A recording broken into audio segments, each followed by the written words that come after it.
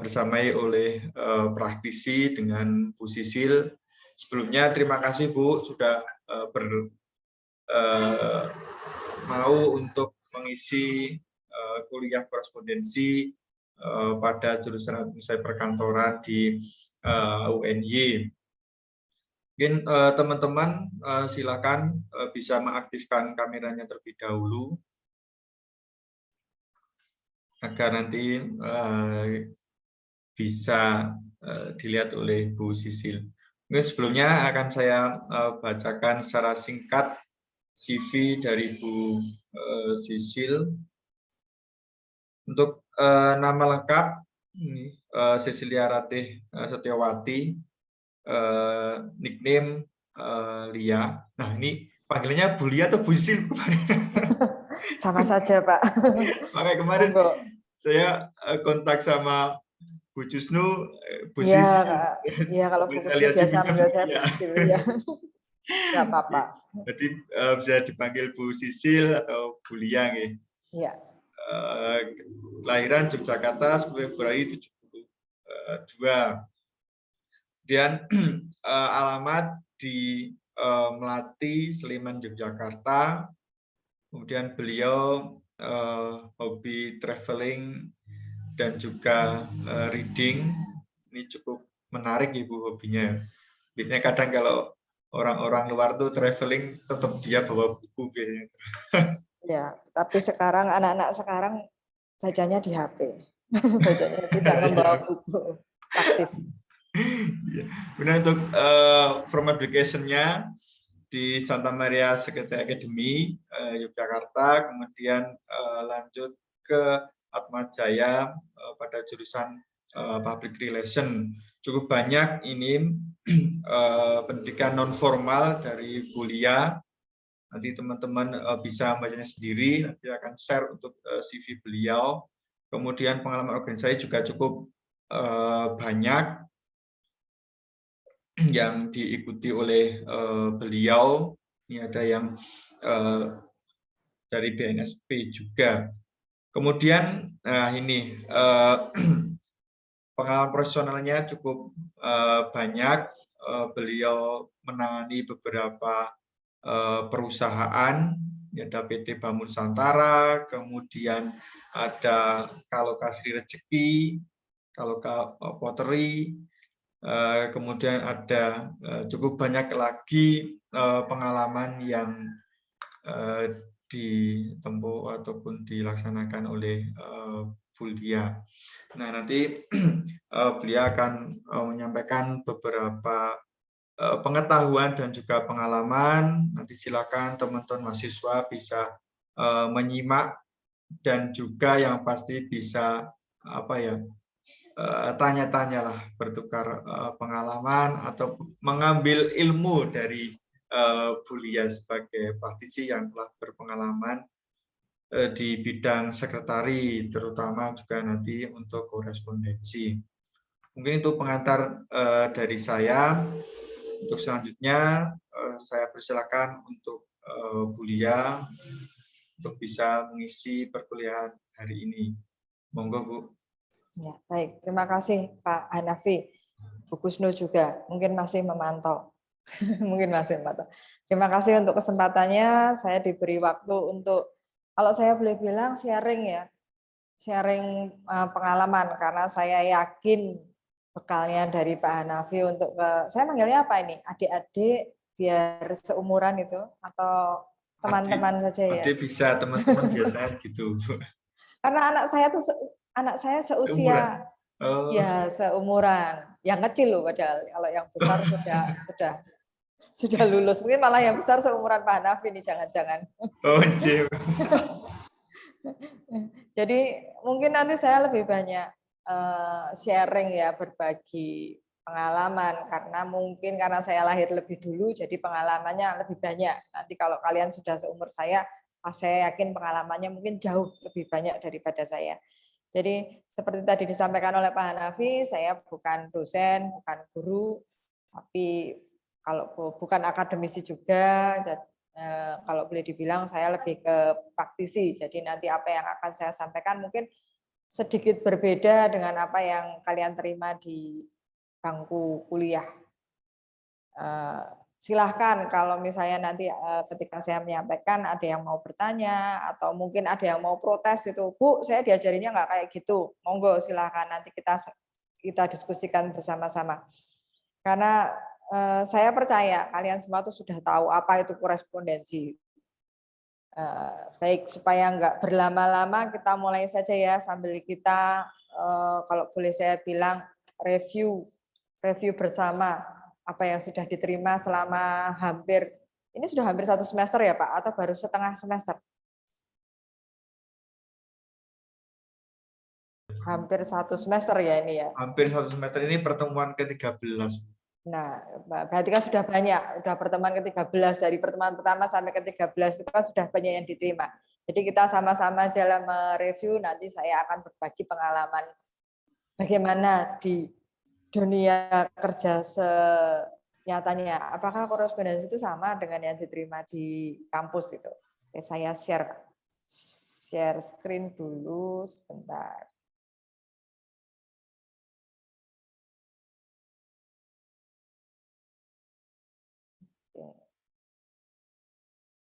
Bisa dilihat semua? Bisa, Bu. Bisa ya. Oke, sekarang saya mau tanya nih, ini pura-puranya tes. Sebenarnya apa tuh korespondensi itu? Apa sih? Dengan kata-kata Anda sendiri, coba jelaskan. Apa sih korespondensi itu? Nggak usah lihat buku, nggak usah lihat catatan. Ada yang bisa membantu saya? Kalau menurut saya, Bu, korespondensi itu kayak penyampaian maksud melalui surat gitu dari satu pihak ke pihak lain. Ya, betul. Jadi menyampaikan informasi ya, atau maksud dari satu pihak ke pihak lain. Betul sekali. Pertanyaan saya berikutnya, informasi apa sih yang disampaikan?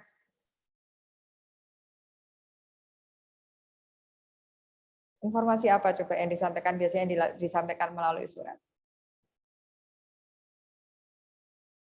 Apa? Ayo, kalian pasti sudah praktek kan membuat surat?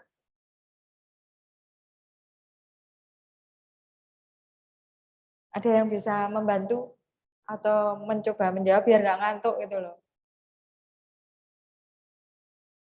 Informasi apa saja yang Silakan biasanya teman-teman, nggak usah takut, ini nggak salah, nggak ada nilai kurangnya.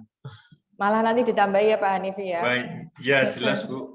Yang aktif nanti ada nilai tambah, Bu. Ada poin plus gitu kan? Ya,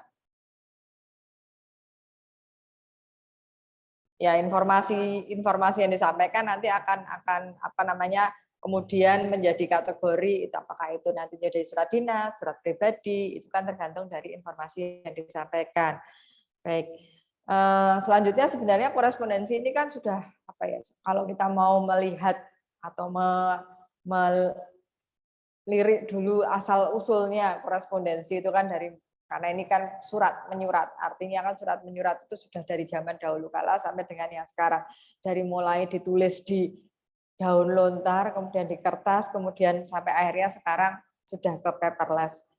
Nah, mungkin kalian tidak mengalami ya, kalau yang dari mulai ditulis tangan, kemudian ke komputer, kemudian sekarang yang terakhir itu sudah tidak menggunakan kertas, menggunakan email seperti itu, meskipun untuk saat ini kan surat menyurat atau korespondensi ini kertas masih tetap kita pakai ya, tetapi sudah mulai berkurang. Nah, berikutnya adalah pertanyaan saya, sampai di sini ada pertanyaan dulu mengenai korespondensi. Mungkin ada yang tidak setuju korespondensi cuma surat menyurat gitu. Mungkin ada yang lain. Nggak ada?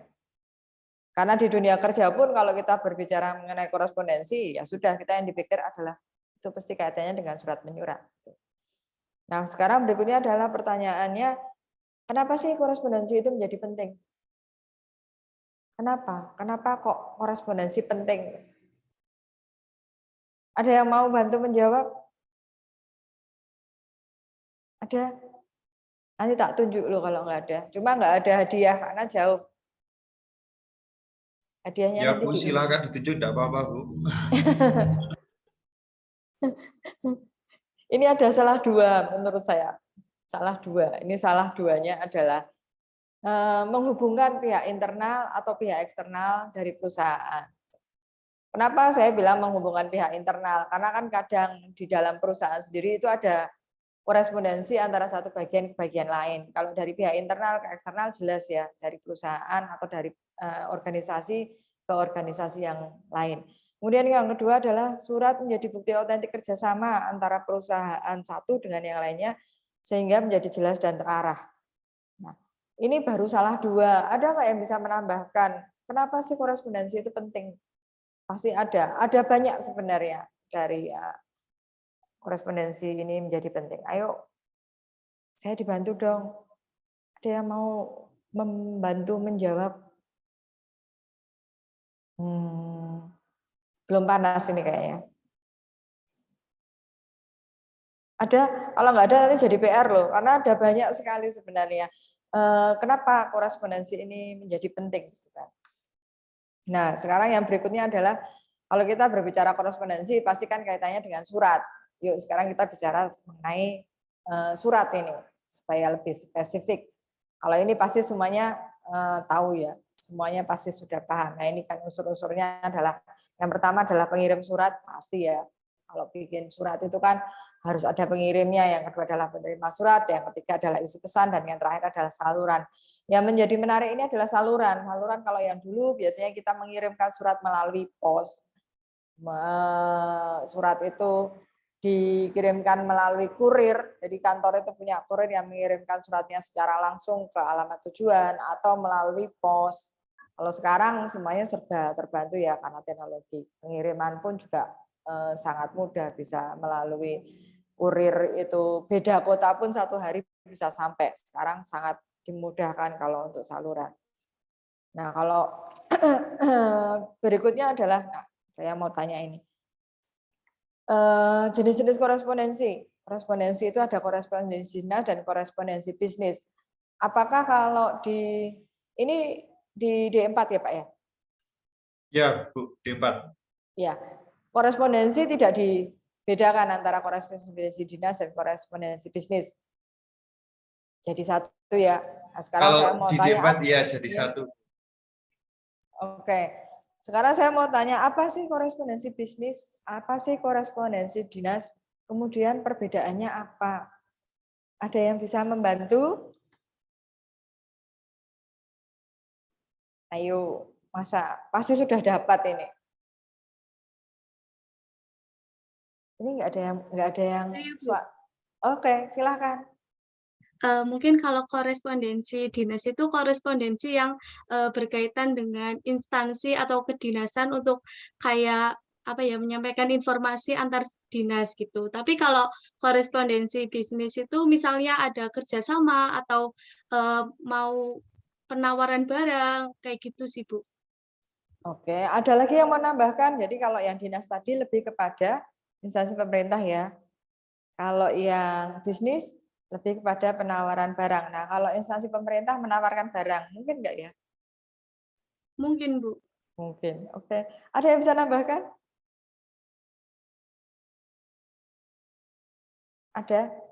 Sebenarnya yang paling mudah kalau kita mau mengingat, kalau korespondensi bedanya korespondensi dinas dan korespondensi bisnis, kalau korespondensi dinas itu biasanya fokus untuk yang bersifat kedinasan. Artinya ini biasanya mengacu kepada instansi pemerintah. Sementara kalau yang korespondensi bisnis itu korespondensi yang nanti pada akhirnya akan mempunyai tujuan untuk profit atau ada keuntungan, biasanya seperti itu. Jadi perusahaan-perusahaan yang memang orientasinya kepada bisnis, orientasinya kepada profit, seperti itu. Kebetulan saya pernah bekerja di instansi pemerintah, waktu itu saya di UGM, kemudian pernah juga yang berorientasi bisnis. Memang ada perbedaan yang mencolok. Untuk korespondensi dinas itu baku, maksudnya ada aturan-aturan baku yang kita mesti ikuti. Sementara kalau untuk korespondensi bisnis itu lebih fleksibel. Kita bahasanya pun kita bisa memilih yang lebih friendly. Kalau korespondensi dinas, kalau kita menggunakan atau memilih kalimat yang friendly, nanti dianggap tidak menghormati, kadang-kadang seperti itu. Jadi memang kalau korespondensi dinas itu aturannya jelas, baku, kita bisa mengikuti SOP-nya, bahkan bisa dibilang SOP-nya itu ada. Kita ikuti saja, itu pasti sesuai dengan kaidah yang di organisasi tersebut. Tetapi kalau untuk korespondensi bisnis memang kita lebih fleksibel, bisa mengikuti perkembangan zaman, bahkan nanti dari bentuknya saja atau layout suratnya saja kita bisa mengikuti tren. Jadi misalnya kalau kop surat dinas itu kan pasti semuanya di atas dengan aturan baku, hurufnya, fontnya harus sekian, bentuknya sekian, nggak boleh itu ya namanya font pindah di sisi kiri atau di sisi kanan atau bahkan alapannya dipindah di sisi sebelah bawah, itu nggak boleh, semuanya ada aturannya. Coba nanti kalian cari, pasti ada berapa sih font misalnya nih untuk UNY, pasti kan ada. Saya nggak tahu UNY paling atas itu UNY-nya dulu atau fakultasnya dulu ya Pak, kalau kopnya. Kopnya dari fakultas UNJ, sorry Bu. Dari yang UNY tertinggi dulu, dulu. ya biasanya kan gitu. Nanti coba ya kalian cek di kop suratnya UNY itu. Ini aja, penelitian kecil-kecilan dari kop surat dinasnya. Itu kan biasanya nanti dilihat ya kopnya itu kan yang tertinggi dulu. Itu fontnya pasti besar, kemudian semakin kecil sampai dengan alamatnya. Itu baru UNY. Nanti kalau kalian punya teman yang dari universitas lain, coba cek, pasti sama. Kalau dinas itu sama, pasti lihat aja hanya dari fontnya saja. Belum nanti kalau yang penanda tangan itu pasti juga akan sama. Itu kalau dinas itu jelas, yang tanda tangan itu pasti yang punya kedudukan yang tertinggi dulu. Kemudian ada yang bisa dilimpahkan untuk yang kedudukannya di bawahnya, tapi ada juga yang tidak, harus yang punya kedudukan yang paling tinggi. Sementara kalau korespondensi bisnis itu lebih fleksibel, tergantung dari kesepakatan atau aturan di dalam perusahaan. Mungkin kalian bisa menemukan contoh aja korespondensi bisnis yang tidak ditandatangani oleh direktur, tetapi bisa saja oleh manajer marketing, kadang-kadang seperti itu, atau manajer gudang. Tidak perlu direkturnya sendiri yang tanda tangan seperti itu. Nanti coba cari, banyak kok nanti bisa dibandingkan. Jadi penelitian kecil-kecilan antara perbedaan surat dinas dan surat bisnis itu. Sampai di sini ada pertanyaan kah surat dinas dan surat bisnis? Kok tidak ada? Sebenarnya surat itu kan untuk menjadi untuk proses memproduksi sebuah surat itu mungkin ada beberapa hal yang harus kita cermati. Tadi salah satunya adalah kop ya, tapi ini saya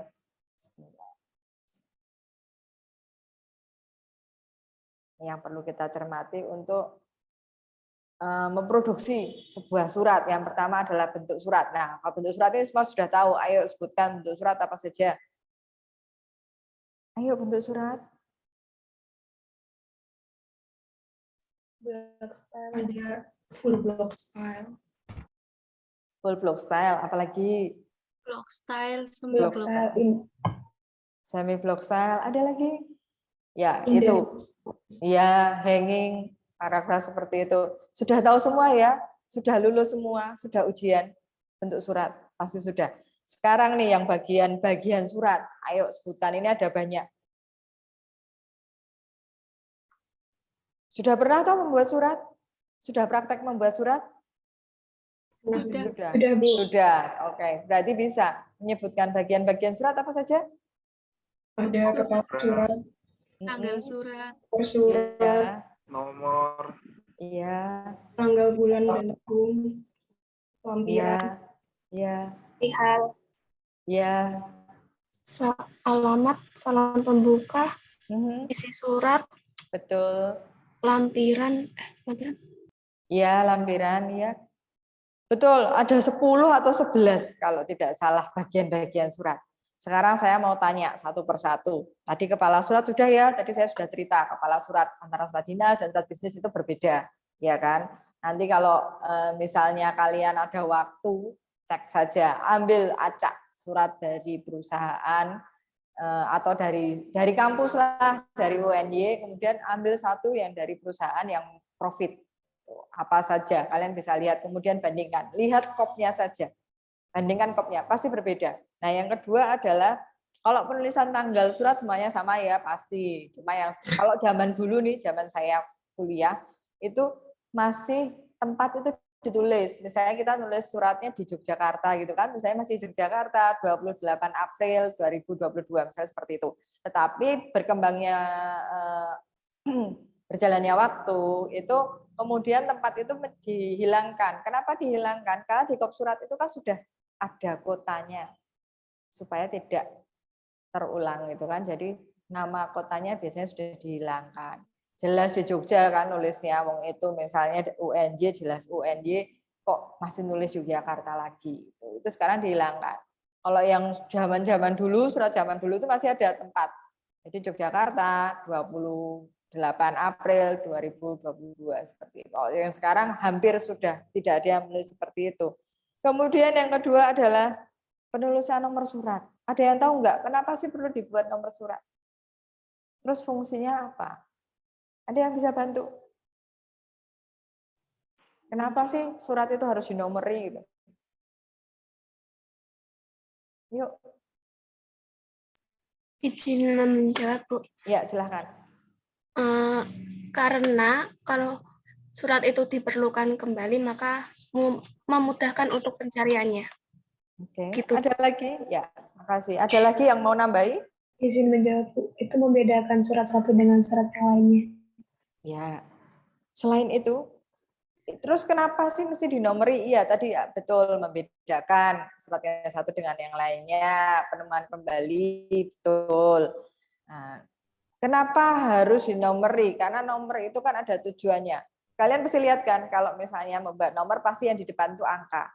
Betul enggak? Angka kan, itu biasanya menunjukkan urutan membuat suratnya. Biasanya 1 sampai dengan sekian. Kemudian setelah garis miring itu biasanya ada huruf atau apa.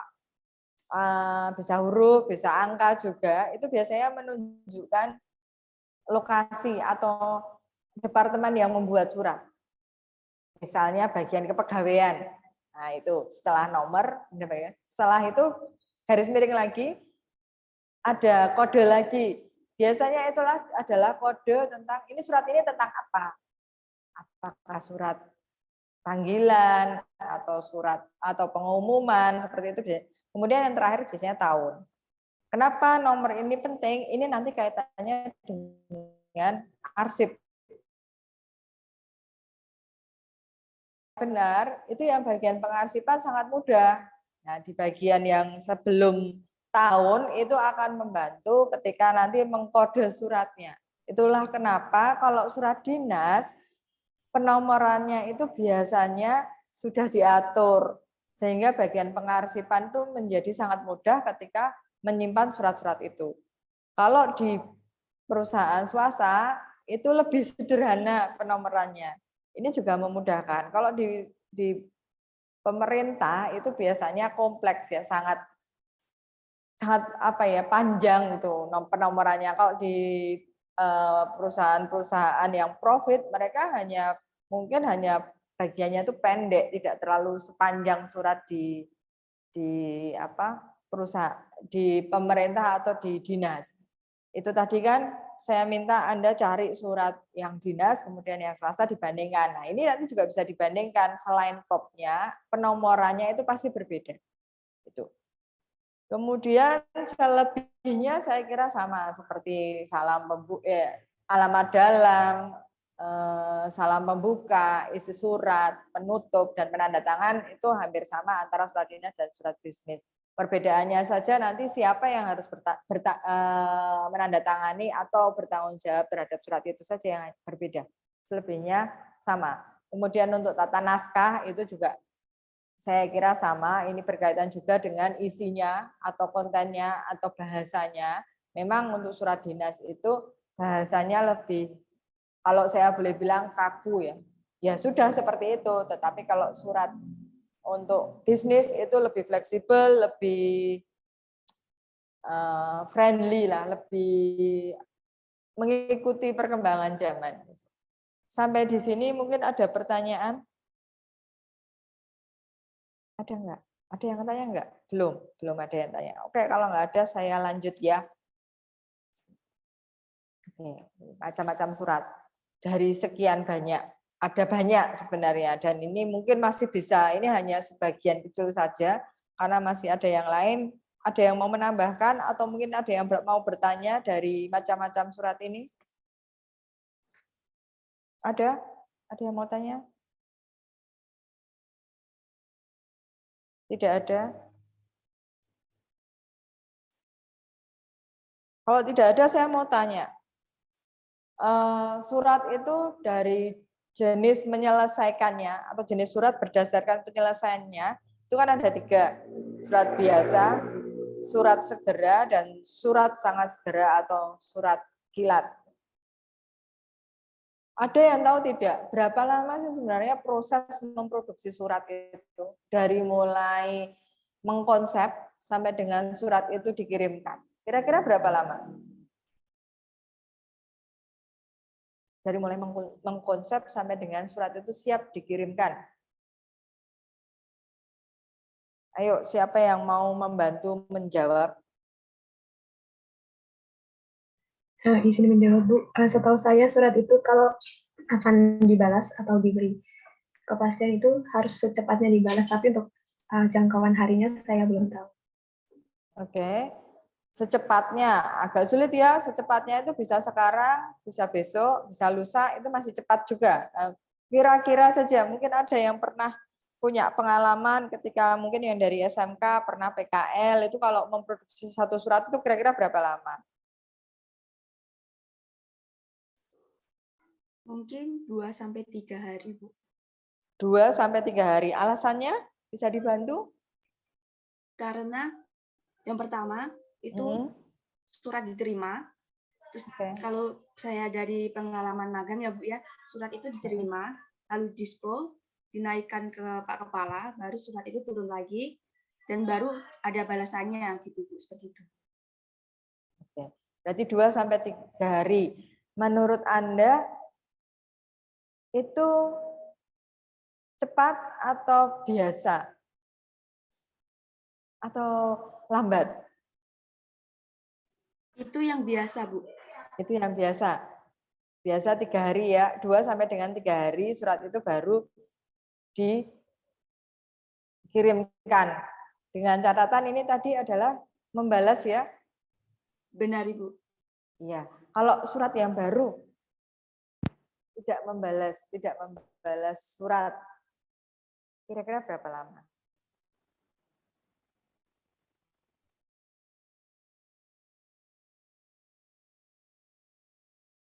Ada nggak yang pernah praktek atau pada waktu magang itu diminta untuk membuat surat? Ada nggak?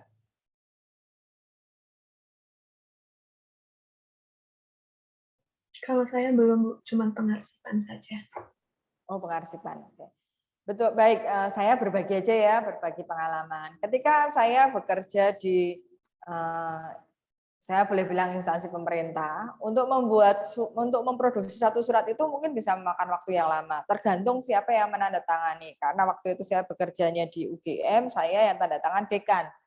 Kalau dekannya tidak ada, pada saat itu tidak ada, pasti surat ini juga akan mundur mengirimkannya. Kalau untuk memproduksinya, mengetiknya, mengkonsep mengetiknya itu cepat. Kemudian untuk penomoran, kita kan tidak bisa memberi nomor sendiri, tetapi ada petugas yang akan mencantumkan nomor. Jadi saya harus jalan ke bagian administrasi untuk meminta nomor surat. Baru setelah itu suratnya diantrikan ke Pak Dekan untuk ditandatangani. Nah, ini biasanya waktunya berkisar antara betul tadi disampaikan 2-3 hari. Itu kalau kita di instansi pemerintah, artinya sangat tidak mungkin surat itu akan selesai dalam 1 hari kemudian dikirimkan. Berbeda dengan ketika saya bekerja di perusahaan yang profit, di mana yang namanya waktu itu kan sangat berharga. Itu 1 hari surat itu bisa langsung dikirimkan. Karena tidak menunggu harus direktur yang tanda tangan, tetapi bisa jadi manajer yang bertanggung jawab terhadap surat itu bisa langsung dikirimkan. Jadi memang berbeda antara kita membuat surat dinas dengan surat bisnis. Itu memang ada perbedaan, termasuk juga proses menyelesaikan. Apalagi sekarang ya, ketika email menjadi pilihan, itu kalau di surat dinas itu masih tetap memerlukan fisik, tetapi kalau di bisnis sekarang sudah tidak hanya sekarang, tetapi jauh sebelum ini pun sudah banyak menggunakan email dibandingkan menggunakan surat secara fisik. Itu pengalaman saya. Mungkin ada pertanyaan di sini. Mohon maaf Bu, saya izin bertanya. Iya, silakan. Saya bertanya mengenai macam-macam surat. Itu kan di situ tercantum ada notula rapat. Ya. Pertanyaannya itu, kenapa kok notula rapat itu masuk ke dalam termasuk ke jenis surat kayak gitu? Terus apakah ada bagian khusus di notula rapat tersebut? Iya, Terima betul. kasih.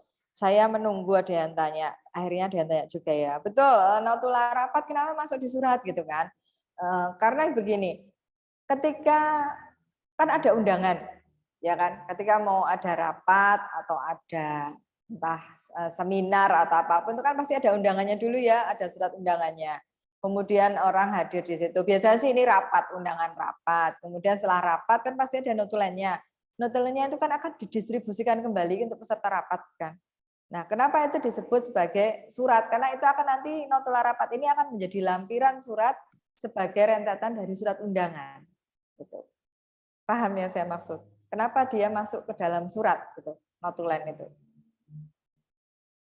Sudah paham belum? Kok kayaknya bingung ya?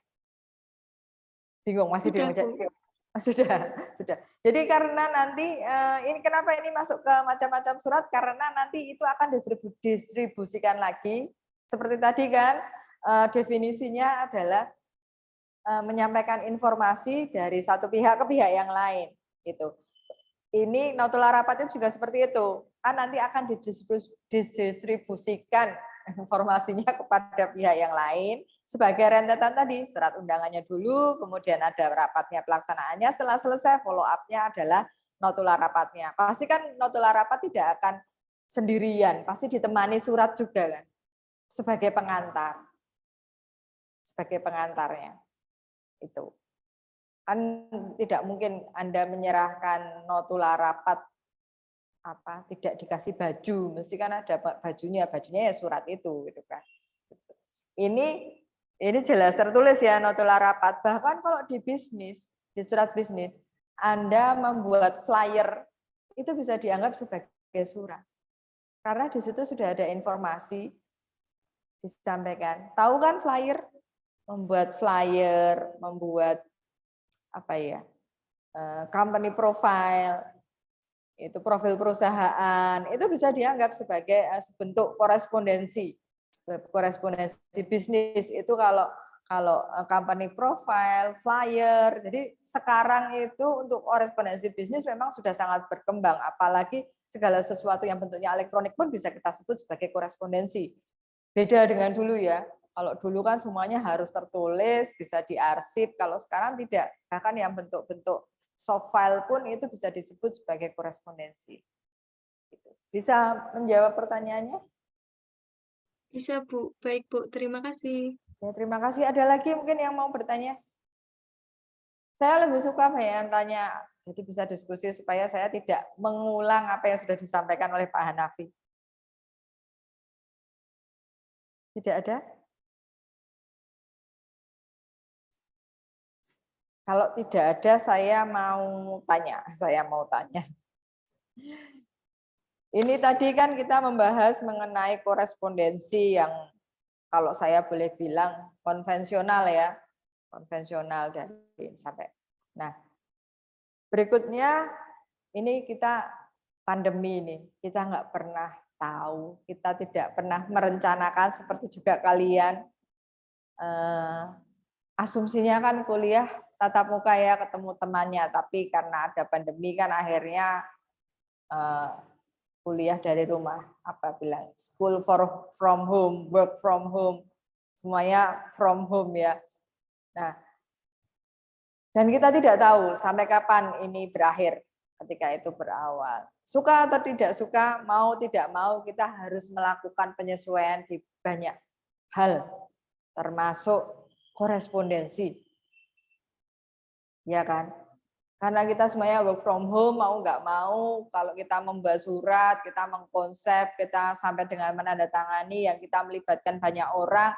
Nah, sekarang pandemi, kita mau ngapain ini? Kita nggak bisa, kan nggak mungkin kita membuat surat di rumah, terus kita mendatangi bagian yang nyatet, padahal dia juga kerjanya di rumah. Nah, itu bagaimana? Coba, ada yang bisa menjawab pertanyaan saya?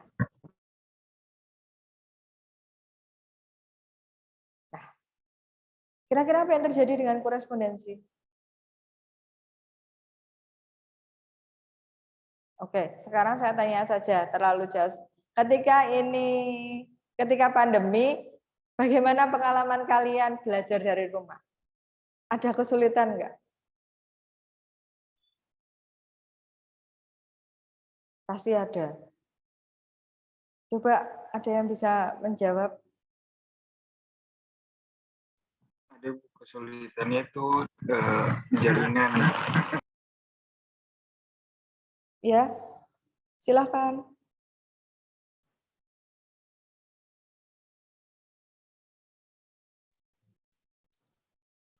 Silakan, ada yang bisa membantu. Saya tanya saja sebelum ke korespondensi. Ketika pandemi mau tidak mau, Anda tidak punya pilihan supaya kuliahnya dari rumah gitu. Saya pun harus work from home. Yang tadinya biasanya ketemu dengan teman-teman, mudah dalam koordinasi, mau buat surat, saya tinggal mengkonsep, tinggal ini. Nah, sekarang ketika semuanya itu berubah, kita harus melakukan adaptasi. Apa yang harus dikerjakan? Apa yang kalau kalian, apa yang kalian kerjakan? Atau malah lebih enak ya, lebih cocok work from home, school from home daripada school in the Izin campus. menjawab, Bu. Oke, silakan. Kalau misalnya kuliah di rumah itu fokusnya terpecah, Bu. Iya. Selain Jadi itu, kadang ada kerjaan rumah lain gitu yang harus kita kerjakan. Kalau misalnya kuliah langsung kan kita terfokus hanya ke kuliah doang gitu. Kalau misalnya di rumah tuh fokusnya terpecah kemana-mana. Oke. Jadi tidak fokus ya, kurang fokus. Selain itu ada lagi?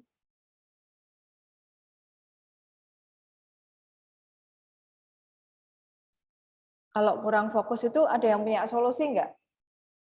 Pasti kan setiap masalah kita mencari solusinya. Nah, sekarang kalau misalnya kurang fokus, solusinya apa?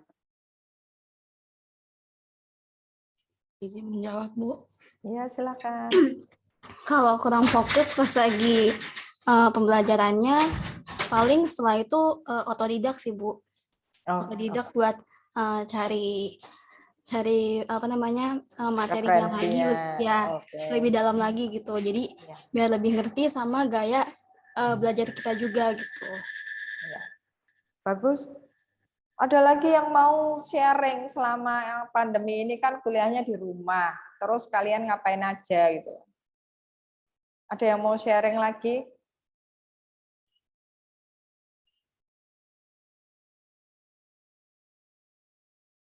Tidak ada. Jadi semua baik-baik saja ya. Semua baik-baik saja. Oke. Nah, kalau kalian saja ketika kuliah di rumah itu tidak fokus, kemudian mungkin kadang ada yang bangunnya tidak kesiangan ya, jadi terlewatkan jam kuliahnya seperti itu. Sebenarnya sama, semua itu sama dengan mereka yang bekerja seperti saya juga, itu kan pasti punya kendala yang sama. Nah, bagaimana kalau ini kaitannya dengan korespondensi, bagaimana dengan kaitannya surat menyurat gitu kan. Kalau untuk yang agak sulit itu adalah korespondensi dinas, ketika semuanya harus tercatat. Kalau untuk korespondensi bisnis itu mungkin bisa, karena kita sudah terbiasa atau biasanya perusahaan-perusahaan itu sudah mempunyai apa ya, kalau saya boleh bilang semacam server atau aplikasi yang merangkum atau yang memudahkan para pekerjanya bekerja dari rumah. Itu dari sisi teknologi memang untuk perusahaan yang profit oriented itu selangkah lebih maju dibandingkan kalau kita dengan korespondensi bisnis. Dari sisi surat menyuratnya juga jauh lebih cepat, adaptasi dengan kondisi pandemi juga lebih cepat, semuanya menjadi lebih cepat. Yang menjadi kendala berikutnya adalah hanya sistem pengarsipannya. Bagaimana dengan sistem pengarsipannya? Misalnya mereka yang semua bekerja dari rumah, itu kan rumahnya berbeda-beda, berjauhan, semuanya bisa membuat surat sendiri-sendiri. Nah, itu kan menjadi kendala. Bagaimana sistem pengarsipannya? Bagaimana sistem penomorannya? Seperti itu. Tetapi kalau untuk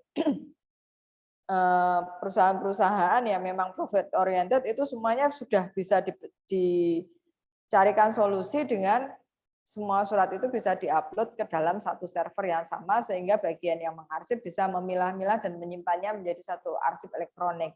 Sementara kalau untuk dinas, korespondensi dinas itu memang agak sedikit tertinggal, tetapi bukan berarti bahwa mereka tidak menemukan solusi. Karena kadang-kadang manusia itu perlu dipaksa dulu supaya otaknya berpikir dan akhirnya menemukan solusi. Ya. Karena sangat tidak mungkin kita waktu itu tidak tahu kapan pandemi ini akan berakhir, apakah akan seperti ini terus gitu kan. Sekarang saya tanya sama teman-teman semua. Ketika Anda memerlukan dokumen dari kampus misalnya seperti untuk penilaian dan sebagainya, gimana caranya kalian melakukan? Apakah akses ke server, apakah ada surat yang harus dikirim, atau gimana? Ada yang mau berbagi cerita?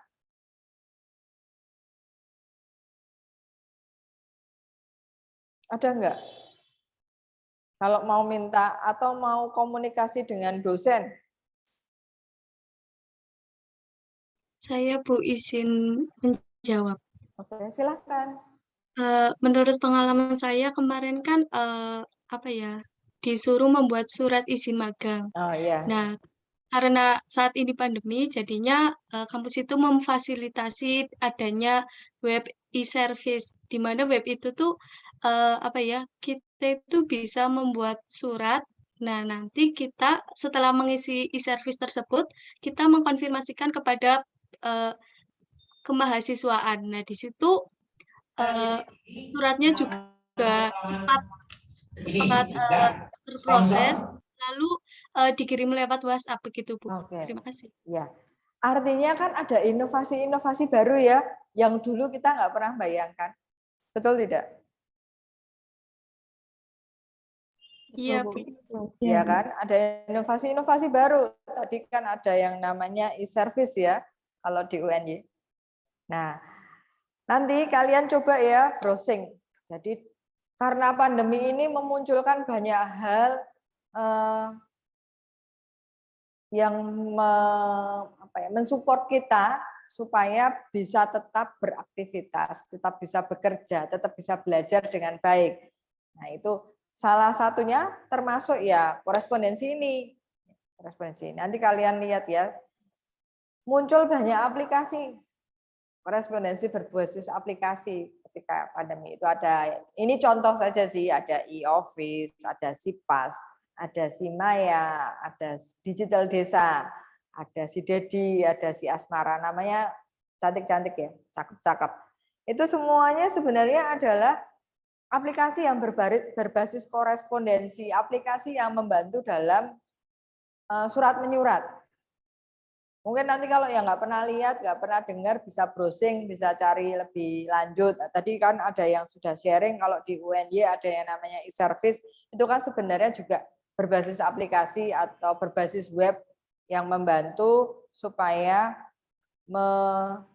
melancarkan komunikasi antara satu pihak ke pihak yang lain. Hanya sekarang memang yang menjadi pertanyaan, ketika semua dibuat digital, bagaimana dengan legalitasnya? Terutama untuk surat-surat dinas itu. Itu saja sih sebenarnya, bagaimana membuat itu legal. Sebenarnya itu. Ada yang mau berbagi lagi atau berbagi pengalaman mengenai korespondensi berbasis aplikasi? Mungkin ada yang pernah ketika magang atau PKL, mereka yang dari SMK pasti tidak asing dengan SIPAS karena di Jawa Tengah ini banyak pemerintah daerah yang menggunakan ini. Mungkin ada yang mau berbagi? Izin menjawab, Bu. Ya. Waktu Silakan. saya magang kemarin, saya pakai aplikasi yang namanya e-layar, Bu. Jadi semua dalam persuratan seperti penomoran dan lain sebagainya itu menggunakan aplikasi e-layar dan penyurahan surat gitu seperti itu, Bu. Oke. Namanya e-layar. Iya, Bu. E-layar. Oke. Artinya semua orang bisa membuat surat masing-masing? Bisa, Bu. Bisa. Kemudian nanti otomatis ketika input akan mendapatkan nomor. Nanti di WA dulu, setelah itu dari e-layar akan diinput untuk penomorannya. Oh gitu. Jadi ini sebenarnya combine ya. Jadi combine antara berbasis web atau aplikasi dengan komunikasi melalui WhatsApp ya. Iya, Bu. Iya, betul. Kemudian jadi mulai dari proses, kalau untuk proses produksi suratnya masing-masing, kemudian nanti penomoran memberi informasi dan akhirnya diberi nomor. Nah, setelah itu surat ini kemana?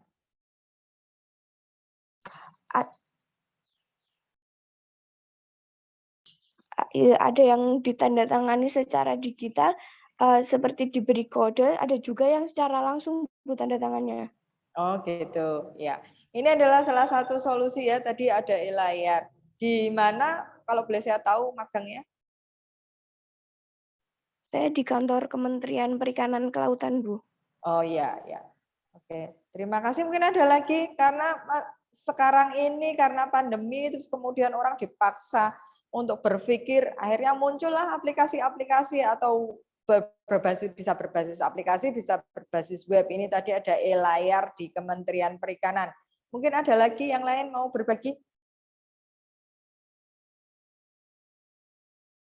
Ada?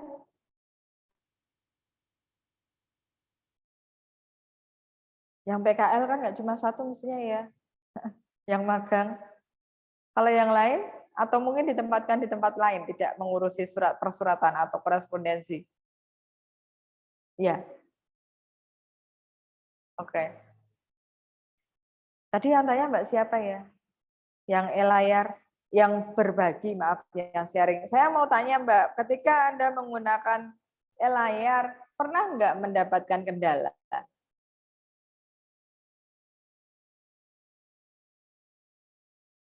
Halo, tadi siapa ya?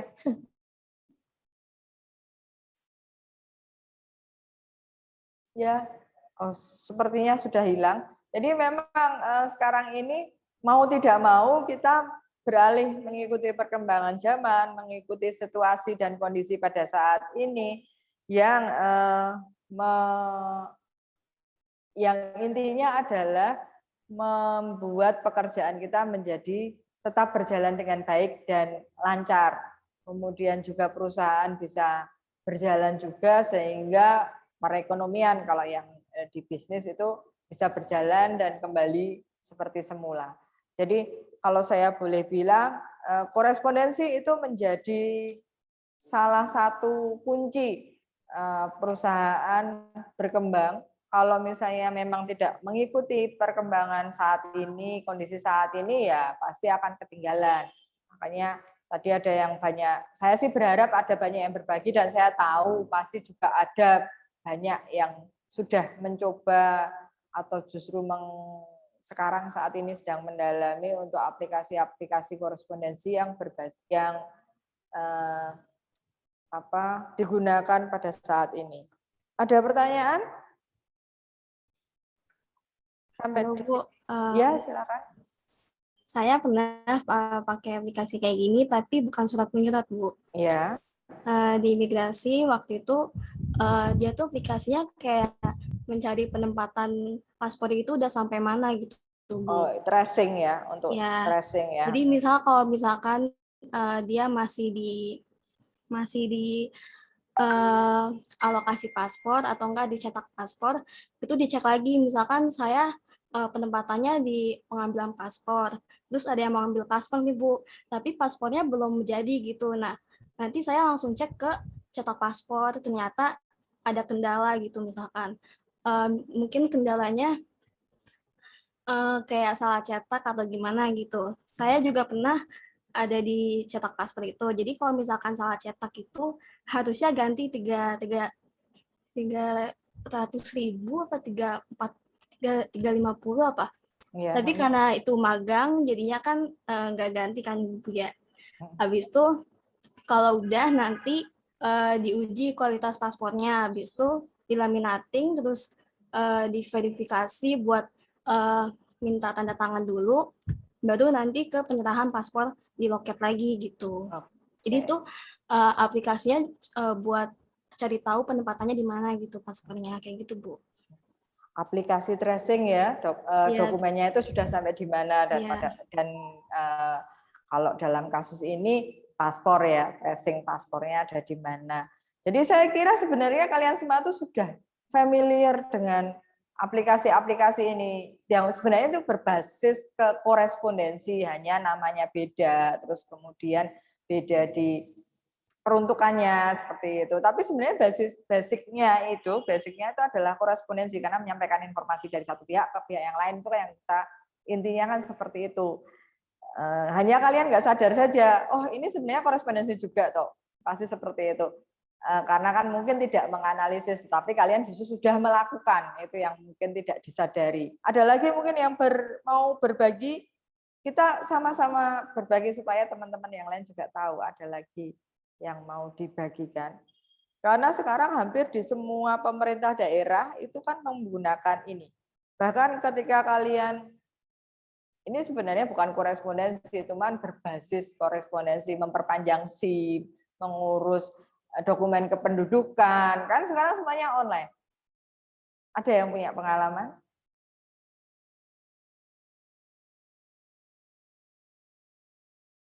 Ada? Kan membuat surat keterangan saja kan sekarang online. Saya mau buat surat keterangan penduduk, saya adalah penduduk di RT sekian. Kemudian kan biasanya kalau kita mau minta itu kan sampai ke kelurahan dengan ditandatangani RT, RW, kemudian dukuh, kemudian kelurahan, baru kecamatan. Sekarang saja suratnya dibikinnya secara aplikasi. Ada yang punya pengalaman? Belum.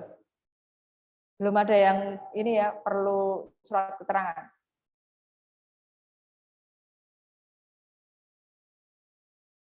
Tidak ada? Tidak, Bu. Ya, nggak ada? Atau ada yang mau sharing lagi, yang punya pengalaman mengenai ini? Tidak ada. Kalau tidak ada, baik. Karena ini materi saya ini yang terakhir, korespondensi berbasis aplikasi, tetapi pada prinsipnya adalah Anda harus mengingat korespondensi itu sangat penting bagi perusahaan, karena itu menyampaikan informasi dari satu pihak ke pihak yang lain, baik itu intern maupun ekstern. Suratnya bisa berbentuk apa saja. Jadi bisa surat. Tadi sudah ada macam-macam, karena sekarang semuanya itu menggunakan teknologi, artinya korespondensi tidak harus berbentuk fisik, tetapi bisa juga berbentuk non fisik seperti file, itu bisa dikirimkan melalui email, bisa melalui sebenarnya WhatsApp itu juga, atau mungkin ada aplikasi yang lain. Nah, jadi itu yang harus kalian sadari. Jadi kayaknya ini bukan korespondensi, tetapi sebenarnya korespondensi itu menjadi pada saat ini menjadi sangat luas, tidak lagi seperti konvensional dulu yang masih berbentuk surat secara fisik. Saya kira itu yang bisa saya bagikan. Mungkin masih ada yang mau bertanya sebelum saya tutup.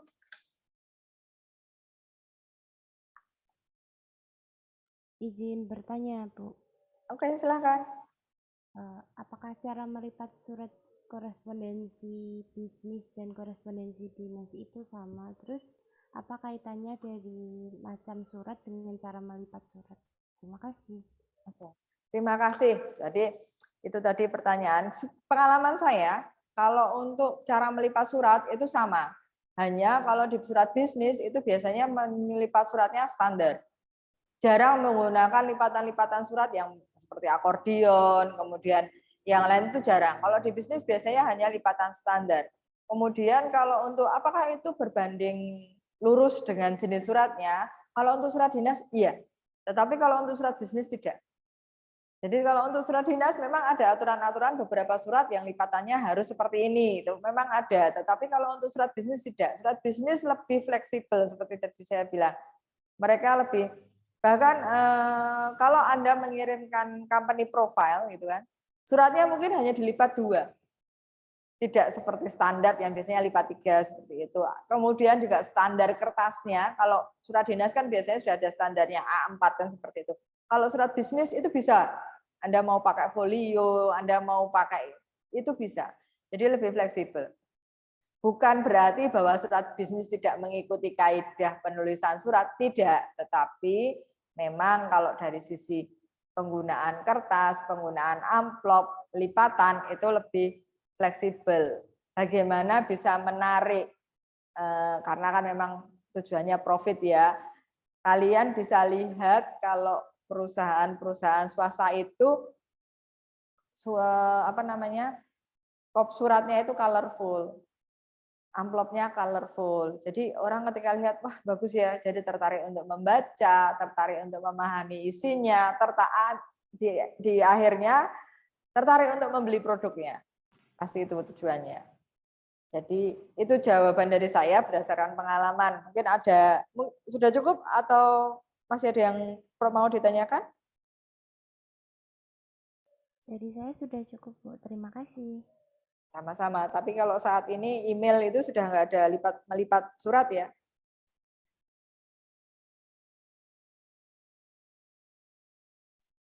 Ada lagi? Tidak ada?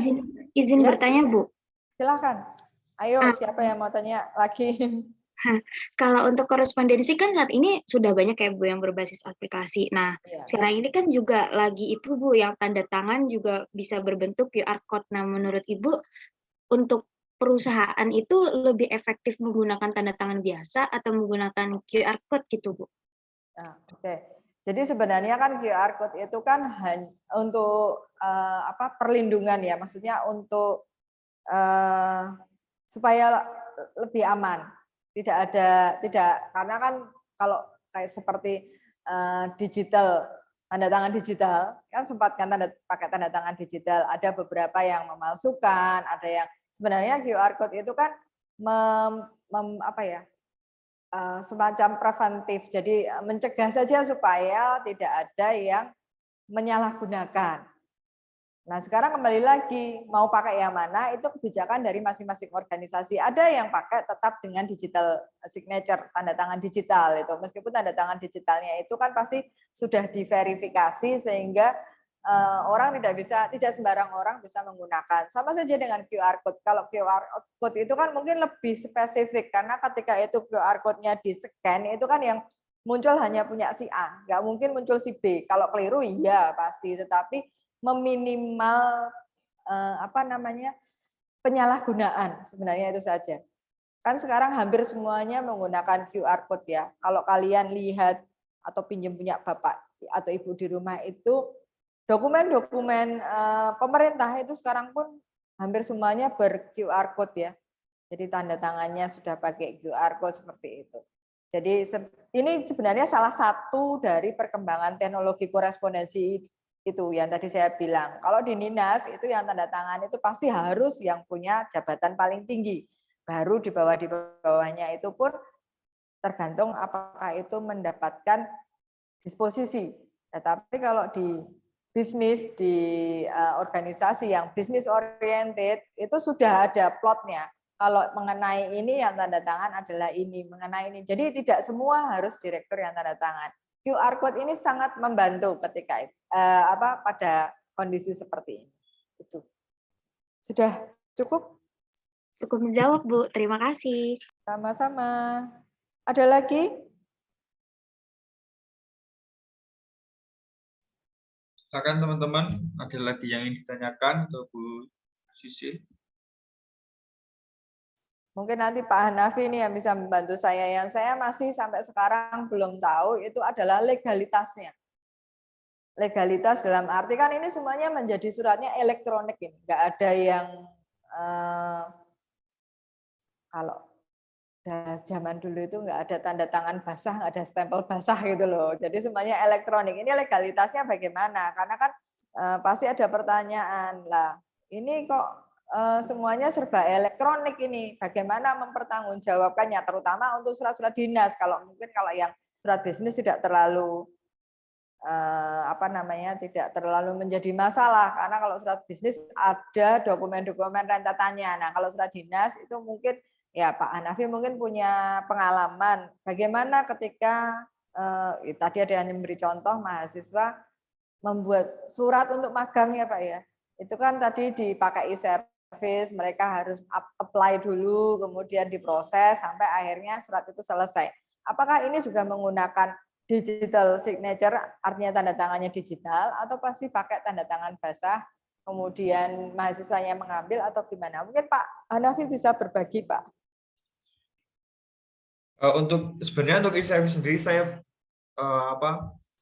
kalau dari dosen itu belum Bu, tidak menggunakan secara penuh service. Biasanya service itu digunakan antara mahasiswa dengan tendik Bu. Ketika mahasiswa membutuhkan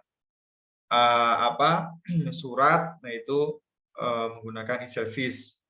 Nah, terkadang gini juga Bu, ketika ada beberapa dosen yang pernah mencoba melalui e-service, tapi kok malah tidak efisien, jadi kurang cepat gitu.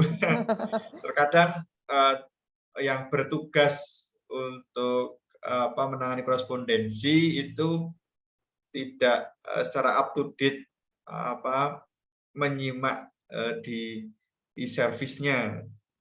Jadi cenderung tidak efisien. Nah, mungkin ini karena belum terbiasa ya, Bu. Terutama untuk dosen ketika mengajukan surat, sehingga dari sisi waktu itu kurang menguntungkan lah. Mungkin kalau dari keefektifan efektif ya, karena tidak perlu sebenarnya mundar-mandir, tidak perlu harus ke kampus di masa sekarang ini, di masa pandemi, itu dari sisi efisien dan efektivitas. Kemudian terkait tadi dengan legalitasnya, memang dulu pernah saya mencoba cari-cari gitu ya. Kalau dari si legalitas kayaknya di peraturan perundang-undangan itu belum ada Bu, terkait dengan persuratan elektronik terkait tanda tangan dan sebagainya. Hanya saja mungkin pemerintah sekarang kan merespon dari perkembangan teknologi. Saya menarik juga Bu, tadi yang disampaikan oleh Bu Sisil. Dulu tuh untuk alamat surat dituliskan kotanya. Nah, saya mungkin secara sejarahnya tuh belum begitu mempelajari ya Bu. Ya kalau ternyata kalau dulu oke pakai kota itu sudah benar. Nah, kemudian seiring berkembangnya tidak perlu tuh untuk dituliskan kotanya. Nah, kalau saya tuh karena dari caranya kurang begitu mempelajari, yang benar tuh ya yang tidak ada kotanya. Nggak tahu kalau dulu tuh diperbolehkan gitu, Bu. Ya. Nah, ini tambahan pengetahuan juga bagi saya.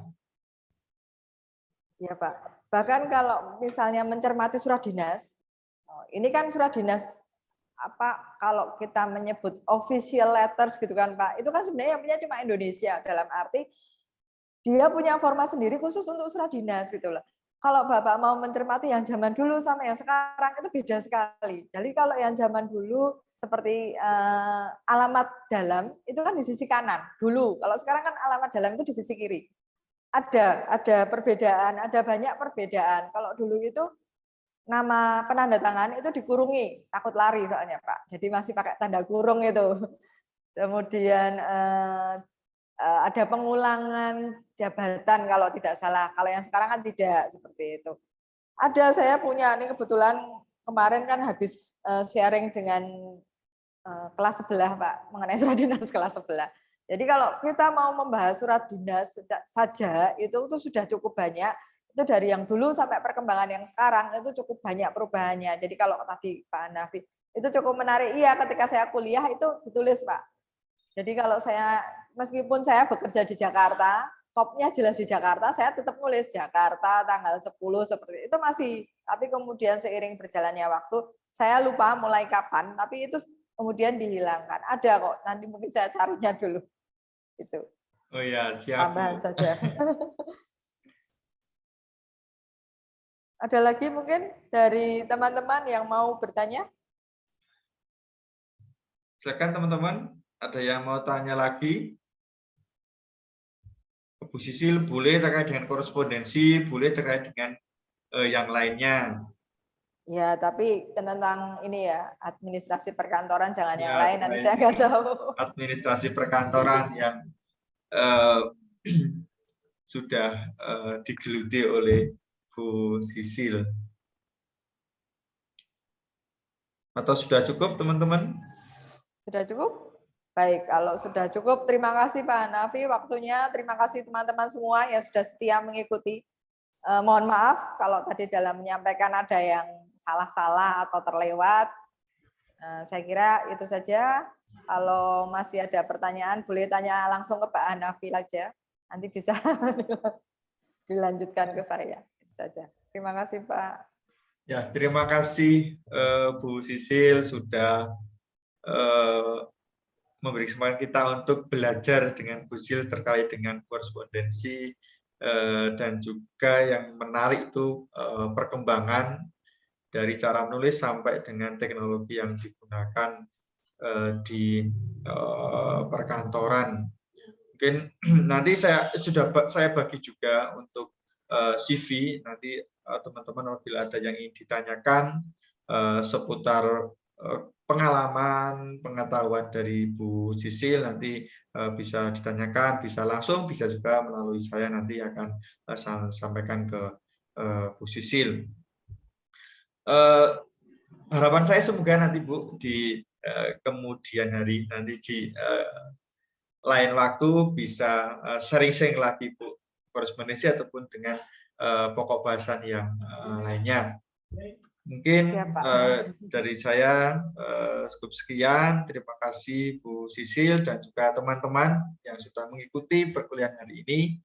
Selamat pagi. Assalamualaikum warahmatullahi wabarakatuh. Melibatkan negara-negara di luar.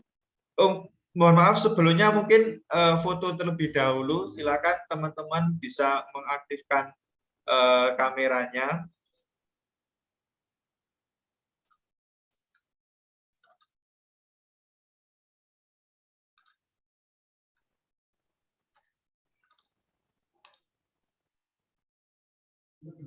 Ayo, silakan aktifkan kameranya. Oke, kan saya ambil gambarnya. 1, 2, 3.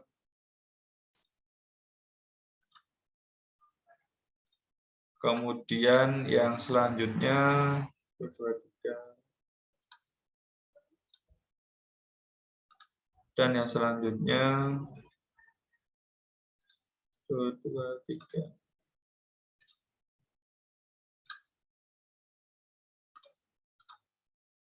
Oke, terima kasih Bu Sisil. Silakan untuk bisa melanjutkan aktivitas yang lainnya. Semoga kita bisa bertemu di kemudian hari. Terima kasih Bu. Pak. Terima kasih Bu Kusnu juga. Sampai ketemu lagi. Saya Liv ya. Ji, monggo Selamat. Bu.